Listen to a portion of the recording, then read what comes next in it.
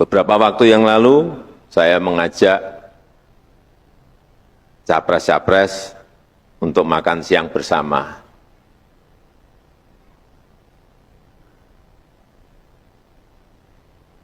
Untuk memberikan pesan bahwa ya demokrasi itu begitu, bersaing silahkan, berkompetisi silahkan. Kompetisi itu biasa dan wajar. Perbedaan politik, perbedaan pilihan itu juga biasa dan wajar. Jangan sampai yang di atas sudah makan-makan bersama, yang di bawah di daerah masih ribut-ribut.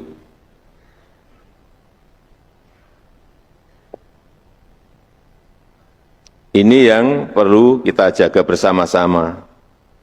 Kita harus ingat bahwa kerukunan, bahwa persatuan bangsa ini tidak boleh dikorbankan. Kondusivitas bangsa tetap harus kita jaga. Stabilitas, keamanan harus kita jaga bersama-sama. Saya yakin dan percaya demokrasi di Indonesia sudah semakin berkualitas, masyarakat juga semakin bijak dalam memilih, masyarakat juga semakin dewasa dalam bersikap, karena pemilu adalah pestanya rakyat.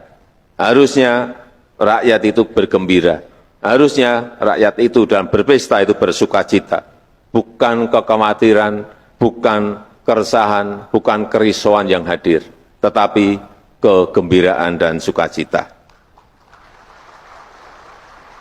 Untuk itu segala upaya harus kita lakukan bersama-sama dengan harapan besar bahwa pemilu ini dapat benar-benar menjadi ajang konsolidasi yang menghasilkan gagasan-gagasan, yang menghasilkan ide-ide, gagasan taktis, ide taktis, solusi-solusi yang baik untuk kemajuan bangsa dan negara kita. Itu saja.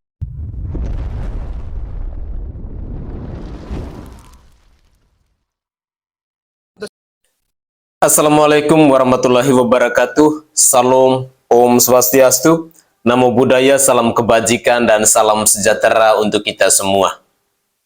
Pemilu itu adalah pestanya rakyat. Saudaraku sebangsa dan setanah air, ketika kita menyimak pidato singkat yang disampaikan oleh Bapak Presiden Joko Widodo ini, saya secara pribadi kadang menolak, tidak terima dengan fakta atau fenomena politik yang terjadi hari ini di negara kita. Presiden Joko Widodo mengatakan bahwa pemilu itu adalah pestanya rakyat. Sudah saatnya rakyat itu harus bergembira. Rakyat itu harus bersukacita. Tetapi kenapa selama sebulan terakhir ini ada polemik yang terjadi di negara kita? Ada fenomena politik yang tidak seperti biasanya yang tumbuh di bangsa kita. Banyak pakar politik mengatakan bahwa negara kita ini adalah negara republik, bukan negara kerajaan. Jangan kalian memperlakukan negara republik ini seperti negara kerajaan. Bagi saya, ini adalah sebuah pertunjukan atau peristiwa yang sangat memalukan yang terjadi di negara kita.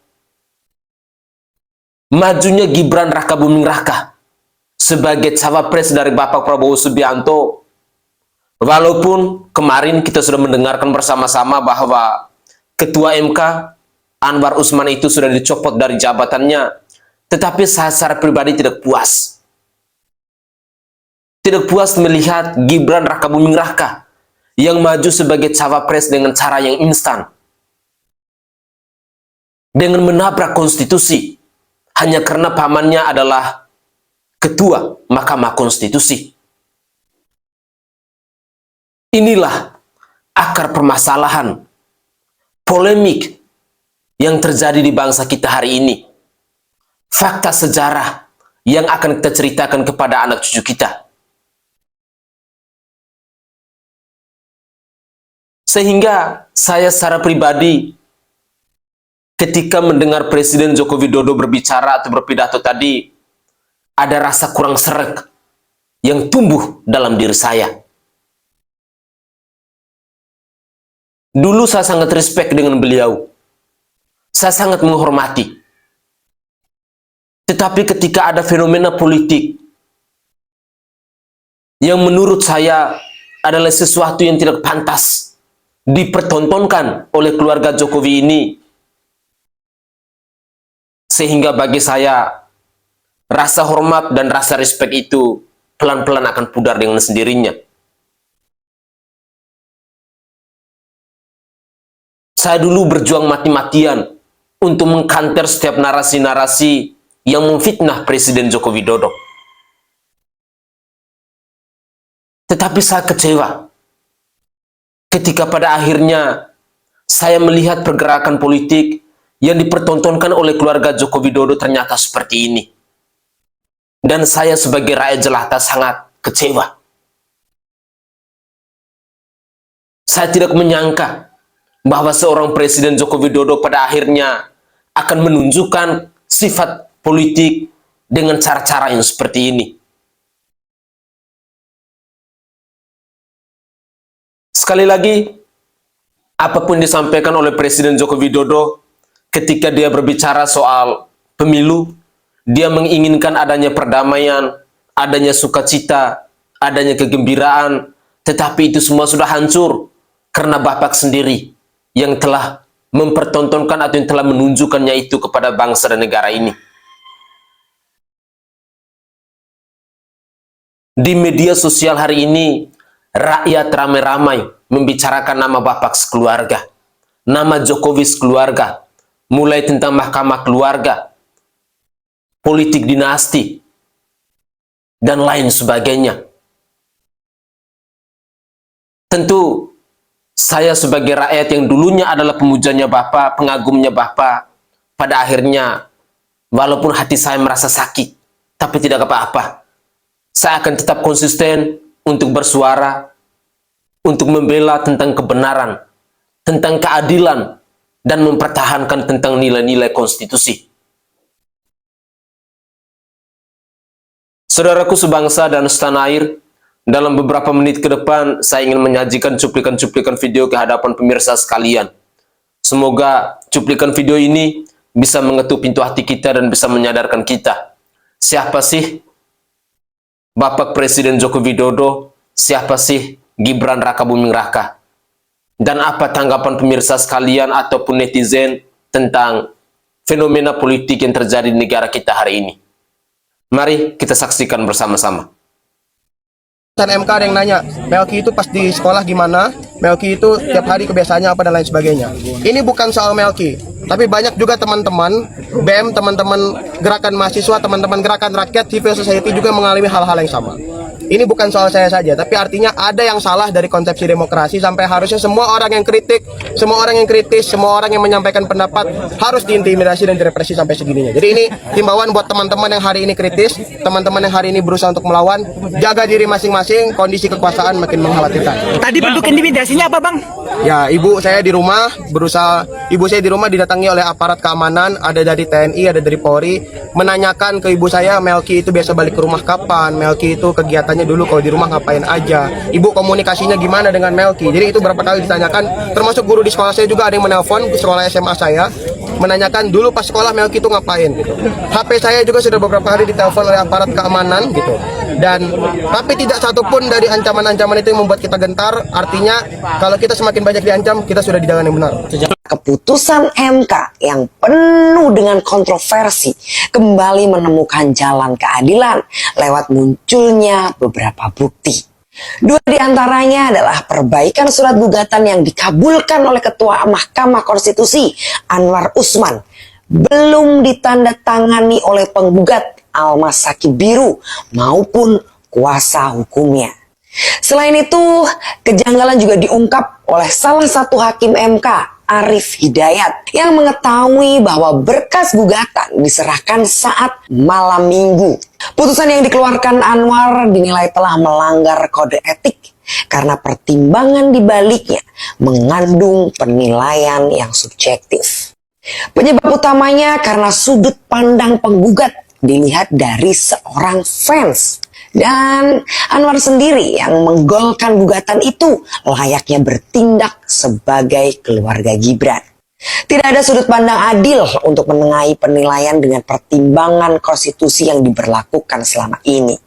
Itulah yang membuat beberapa orang ikut menyuarakan penabrakan konstitusi hingga dibentuklah MK-MK guna mengadili para hakim yang memutus perkara pemilu tersebut. MK-MK saat ini sudah memegang banyak bukti kejanggalan yang dilakukan Mahkamah Konstitusi. Harusnya hal itu menjadi pertimbangan kuat untuk menyikapi Ketua MK Anwar Usman yang mengambil putusan tanpa pertimbangan yang objektif. Sekaligus menjadi pertimbangan untuk valid tidaknya tiket cawapres yang dipegang oleh Gibran.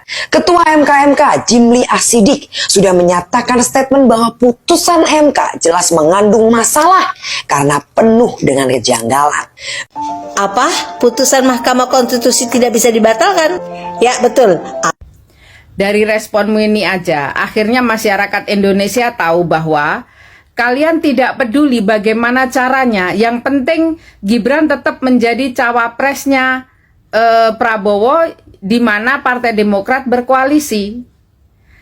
Kamu nggak merasa menyesali, tidak ada kritikan, tidak ada rasa malu bahwa sampainya Gibran di posisi cawapres di koalisi kalian itu sangat berbau KKN, disinyalir kental sekali bau KKN-nya, dan sudah dinyatakan bahwa terjadi pelanggaran kode etik di situ.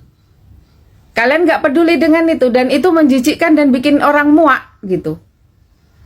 Kalau seperti ini proses awal pencalonan seorang cawapres, kebayang kalau mereka nanti kepilih dan memimpin Indonesia, nggak takut bahwa hal-hal serupa bisa terjadi ke depannya demi keberlangsungan kekuasaan mereka?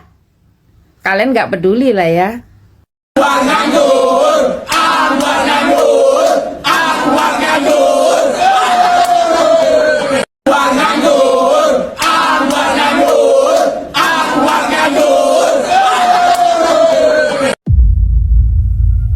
Cuma saya mau mengingatkan aja, terutama yang muda-muda itu.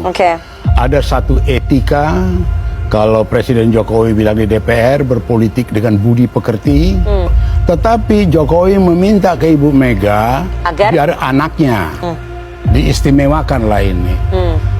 Alangkah tragisnya, dengan gampang sekarang mau ditinggal. Kalau Gibran kemudian maju keluar dari PDI Perjuangan, kita nggak terbayang aku etikanya, tata keramanya, budayanya, nggak terbayang saya. Dikasih tiket, dikasih karpet merah, dikasih keistimewaan. Kalau warga tidak mau memilih, itu saya pasti akan kalah.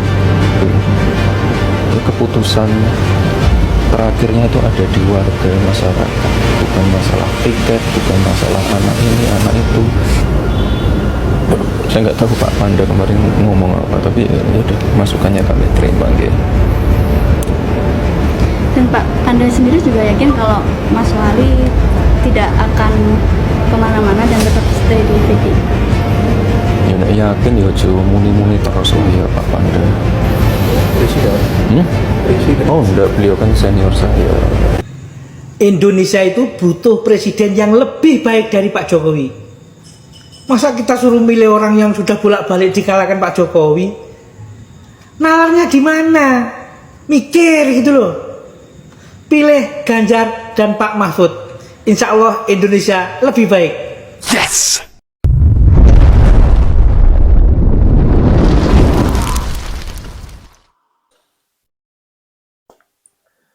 Saudaraku sebangsa dan setanah air, para penonton kanal YouTubeku yang sangat saya hormati dan sangat saya cintai. Sedikit saya mau menanggapi komentarnya Gibran Rakabuming Raka tadi. Dia mengatakan bahwa apapun dikomentarin oleh orang tentang karpet merah, tentang anak presiden dan lain sebagainya, pada ujung-ujungnya rakyat yang milih. Saya secara pribadi sependapat dengan komentarnya Gibran Rakabuming Raka ini.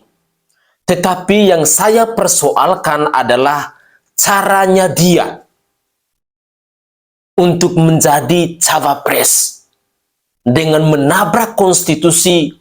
Itu adalah satu hal atau satu momen yang benar-benar sangat menjijikkan di mata rakyat Indonesia. Seringkali saya katakan bahwa Mas Gibran, tolonglah, jadilah negarawan yang baik. Umurnya Gibran Rakabuming Raka ini masih 36 tahun. Aturan konstitusi itu dirubah oleh pamannya sendiri demi meloloskan Gibran Rakabuming Raka ini.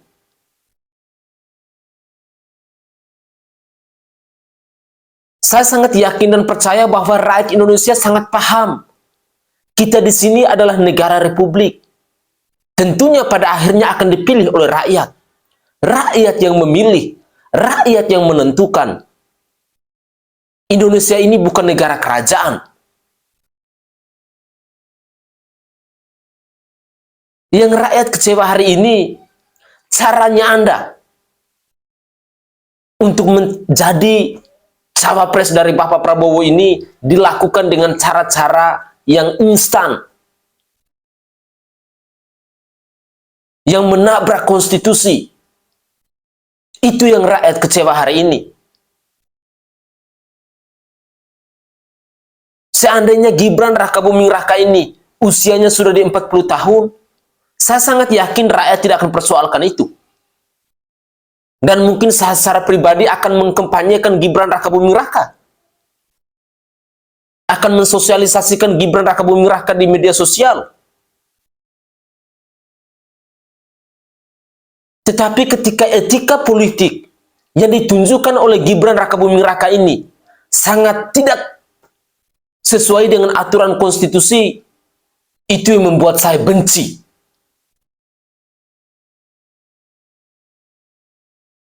Dan masih ada banyak rakyat yang kecewa.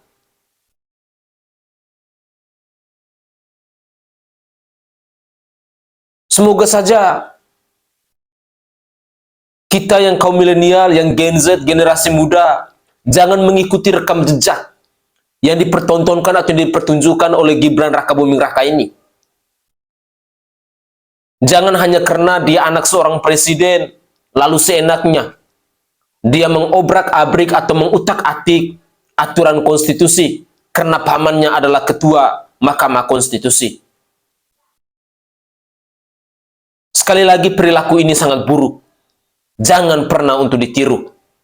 Mari, jika kita ingin menjadi pemimpin, lewatilah proses, belajarlah cara, taulah etika, taulah tata krama, taulah moral. Itu jauh lebih mulia ketimbang kita menggapainya dengan cara-cara yang instan.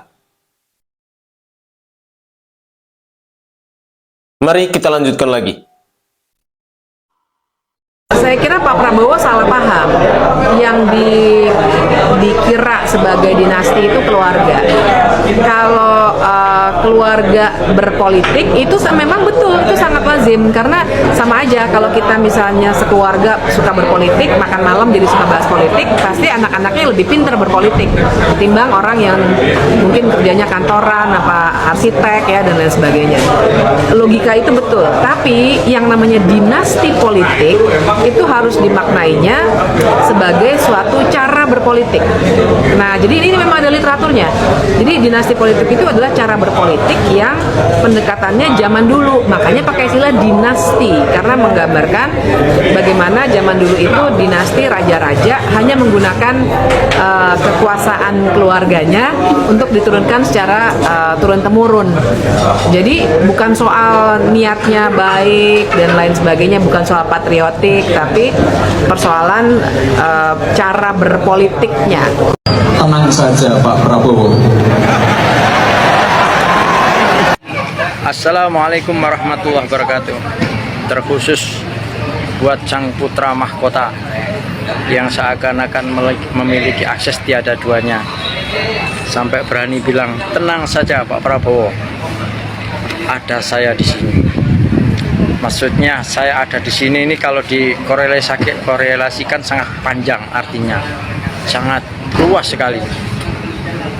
Atau jangan-jangan begini, tenang saja saya ada di sini.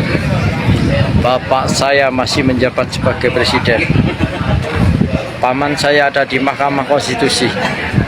Nanti kalau pemilihan kita kalah, kita adukan ke Mahkamah Konstitusi, kita bisa dimenangkan. Apakah begitu? Karena dari awal pencalonan Anda sebagai wapres sudah kontroversi. Kenapa saya bilang kontroversi? Ambang batas umur seorang capres atau cawapres itu minimal 40 tahun, tapi bisa diubah dengan seketika menjadi yang penting ada pernah menjabat sebagai pejabat publik minimal 2 tahun. Jadi dari situ sudah kontroversi. Jangan-jangan nanti kalau pemilihan dilakukan terus suara Anda tidak cukup atau tidak memenangkan, nanti diadukan ke Mahkamah Konstitusi, bisa diatur lagi. Mending nggak usah ada pemilihan kalau sudah hasilnya sudah ketahui sejak dini ya. Saya tegak lurus 2024 tidak akan memilih putra mahkota, saya akan memilih Ganjar Pranowo dan Pak Mahfud MD. Salam waras, salam NKRI, Assalamualaikum warahmatullahi wabarakatuh. Merdeka. Ada yang mengatakan, iya wajar Gibran itu anak presiden. Justru kita manfaatkan Gibran ini sebagai anak presiden. Untuk apa? Untuk manfaat yang diterima oleh Gibran ini bisa dirasakan oleh seluruh anak muda di Indonesia, bahwa sekarang ke depan, narasi 5 tahun ke depan, tidak boleh lagi ada yang bisa melihat sebelah mata kepada generasi muda apabila dia ingin berkarya dan berkarir dalam panggung mereka masing-masing dan dalam dunia mereka masing-masing. Putusan MK ini saya yakini, seyakin-yakinnya, hakul yakin saya, ini tidak berdiri sendiri dan tidak untuk atas nama menjaga konstitusi. Bullshit itu. Nah jadi, karena ini putusan yang dia tidak berdiri sendiri, maka penting DPR menjaga konstitusi ini. Kan aneh, ya, kalau ini kemudian ya diputus bukan atas dasar pertimbangan konstitusi tadi. Semua day to day ini kita mengikuti nih drama-drama keganjilan di MK, temuan-temuan dalam majelis kehormatan MK ini. Ada tidak yang dicabut berkasnya, kemudian didaftarkan kembali dan diterima pada saat hari libur. Ini keganjilan-keganjilan ini Bang. Kemudian berkas yang didaftarkan itu, yang sekarang yang sudah diputus itu ternyata tidak ditandatanganin. Nah gitu loh Bang, oleh pemohonnya. Belum lagi keganjilan hakim MK-nya, yang di beberapa objek yang sama disengketakan itu dia tidak mau menghindari ada konflik of interest, tapi ketika di-mention nama ponakannya, kemudian dia ikut di situ. Ini keganjilan-keganjilan yang kita, ya, saya nggak temukan ini. Ini bukan negarawan ini, kaleng-kaleng ini. Mohon maaf, mental kaleng-kaleng, ya kan? Nabrak konstitusi, nabrak undang-undang, nabrak. Gue mau majuin anak gue. Di depan ngomongnya apa? Oh enggak, belum cukup. Oh, nyatanya iya. Oh enggak, iya. Gak suka ini ya. Ini kampret ini. Gue terus terang sebagai katakanlah sesama orang Jawa Tengah, berani gue debat sama cawapres itu, berani gue. Serius. Iya. Kalau untuk ngomong soal gagasan atau apapun, soal public virtue ya, keutamaan publik, siap gue. Gue marah dengan situasi kayak gini karena apa bedanya negara yang konsepnya adalah konsep legal ya, yang kemudian menjadi justifikasi berdiri satu negara tuh setiap keputusan legal, sama organized crime. Organized crime kalau di dalam konsep itu dia nggak perlu namanya ada legal-legalan, siapa yang punya kekuasaan langsung dia bisa menentukan, bahkan yang semua legal itu bisa jadi acak-acak kayak gitu. Untuk menjadi presiden kan ada syarat nih di undang-undang pemilu kita, yaitu 40 tahun. Nah, kemudian ada satu gugatan di mana satu Almas siapa namanya itu? Yang juga mahasiswa kalau nggak salah. Oh, Almas ini yang siapa? ngajuin. Yang ngajuin itu. Anaknya Bang Boyamin Saiman. Nah, kemudian tentu ada kepentingan, maka kepentingan apa yang mau disustain? Pembelajaran politik macam apa yang kemudian mau kita lihat kalau kemudian semua itu bisa terang-terangan seperti ini. Saudaraku sebangsa dan setanah air, para penonton kanal YouTube-ku yang sangat saya hormati dan sangat saya cintai, itulah cuplikan-cuplikan video yang bisa saya persembahkan ke hadapan pemirsa sekalian. Semoga saja cuplikan-cuplikan video ini bisa mengedukasi kita, bisa menyadarkan kita, bisa membuka wawasan kita, bisa mengetuk pintu hati kita, agar kita lebih kritis untuk memilih pemimpin di tahun 2024 nanti.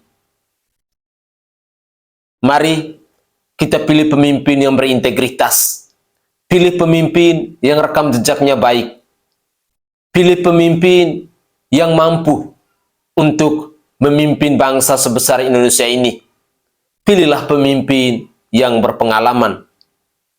Presiden Joko Widodo pernah mengatakan bahwa mari kita cari pemimpin yang berpengalaman, bukan anak-anak kemarin sore. Begitulah kira-kira. Saya Sainai dari Provinsi Nusa Tenggara Timur. Saatnya kita yang rakyat jelata harus berani untuk bersuara. Salam hormat, salam NKRI, dan salam Pancasila untuk kita semua. Tetaplah semangat dan jangan pernah menyerah. Mari kita dukung Ganjar Mahfud untuk menang di pemilu 2024 nanti.